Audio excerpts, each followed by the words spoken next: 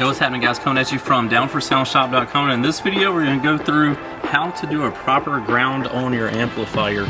But first, my name is Jonathan Price, owner and operator of downforsoundshop.com and this YouTube channel, which is two of the fastest growing things in car audio. If you will, hit that subscribe button and enable notifications so you know every time we drop a video, and you'll get it sent to your inbox and you'll be able to check it out first. Alright, so let's get into this video. It's going to be short and sweet, nothing too major, but we have a Down for Sound JP8 amplifier in front of us. Shout out to Sparkplug. Yes, somebody requested me to sign to Sparkplug, so whoever you are, Sparkplug, thank you for your support. Beautiful amplifier.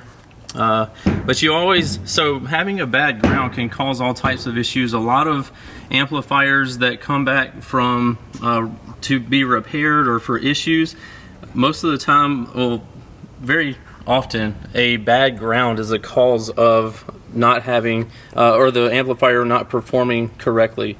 So to do a proper ground, you would want to obviously come off of your, if we're doing this JP8 for instance, a small amplifier doesn't require near as much draw, or doesn't create near as much draw as a bigger, say, JP83 amplifier.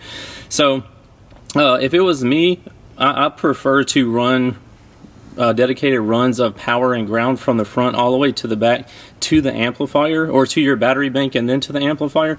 That's just me. Again, there's different ways to skin a cat, so to speak. So you could run a power wire back, and then if you had a big 3 done, or your frame is already going to be grounded anyway, like on a Chevy Tahoe, so you could run the power wire back there, and then for your ground, you could, and your body is supposed to be grounded as well. So some people, I don't recommend using a seat belt bolt or a seat bolt.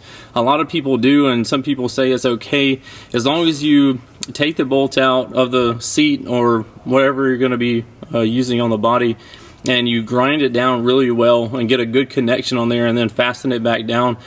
They get away with it all the time. If it was me personally, the second method that I would do is I would punch a hole in the floor and go down to the frame. Again, we're using a Chevy Tahoe for a reference here. So I would take the ground from the amplifier and go down to the frame of the truck.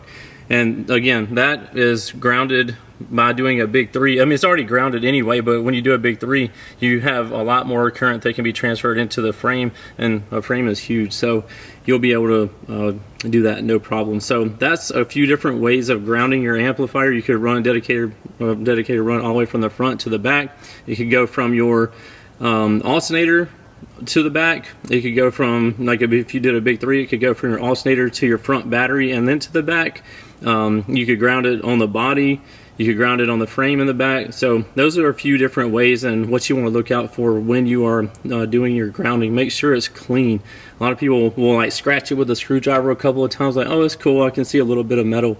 That's not good enough. You need to make sure it's bare metal, and then once you get it on there, put some dielectric grease over the top of it so it helps keep moisture and corrosion from starting in there. But anyway, so that's going to conclude this video. Again, super simple, nothing too crazy there. Obviously, the bigger the system gets, the more complex that gets.